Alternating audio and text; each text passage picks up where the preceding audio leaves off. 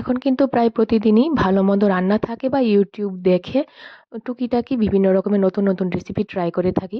কিন্তু ছোটবেলায় কিন্তু সেরকম ভালো মন্দ রান্না প্রায় প্রতিদিন থাকতো না।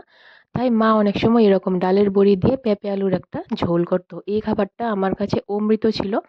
তো আজকের সেই ছোটবেলার স্মৃতিটাই আবার তুলে আনবো। আমার মায়ের হাতের ডালের বড়া, আলু আর পেঁপের ঝোলটা। চলো দেখাচ্ছি কিভাবে বানাই। প্রথমে ডুমো করে কেটে রাখা পেঁপে আলু ধুয়ে তারপর নুন দিয়ে সেদ্ধ করে নিলাম।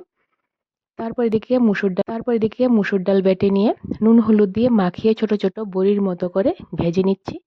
তো এই ডালের বড়ি আর পেঁপে আলুর তরকারিটা তোমরা কে কে খেয়েছো বা কার কার পছন্দ জানাবে। আমাদের নাইনটিসের যে জেনারেশন তারা কিন্তু প্রায় অনেকেই এই তরকারিটা খেয়েছে বা পছন্দ করে। আমার তো ভীষণ প্রিয়।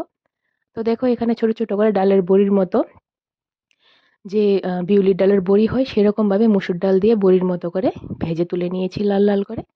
তারপর কড়াইতে পরিমাণ মতো সর্ষের তেল দিয়ে তার মধ্যে দিয়ে দিলাম পেঁয়াজ কুচি, একটু ভেজে নিয়ে তার মধ্যে পেঁয়াজ, রসুন, আদা, কাঁচা লঙ্কা বাটা দিয়ে ভালো মতো ভেজে নিয়ে সেদ্ধ করে রাখা পেঁপে, আলু এগুলি দিয়ে হলুদ গুঁড়ো, নুন আর একটা বড় করে কেটে রাখা পেঁয়াজ দিয়ে কাঁচা লঙ্কা কুচি দিয়ে ভালো মতো কিছুক্ষণ ভেজে নিয়ে একটু ঢাকা দিয়ে রেখে আবারও নেড়ে তার মধ্যে লাল লঙ্কা গুঁড়া আর জিরার গুঁড়া, ধনিয়ার গুঁড়া দিয়ে আবারও ঢাকা দিয়ে তারপর ভালো মতো মিডিয়াম আঁচে কষিয়ে তার মধ্যে পরিমাণ মতো ঝোল দিয়ে দিলাম। ঝোলে বলক এসে গেলে ভেজে রাখা যে মসুর ডালের বড়িগুলি রেখেছি এগুলি দিয়ে দিলাম। এগুলি দিয়ে ২ মিনিটের মতো একটু রান্না করে নিয়ে নামিয়ে নেব। হয়ে গেল মসুর ডালের বড়ি দিয়ে পেঁপে আলুর ঝোল। আমার সবচেয়ে প্রিয় তরকারি এটা। ভিডিওটা ভালো লাগলে প্লিজ লাইক করে দেবে, কমেন্টে জানাবে কেমন হলো।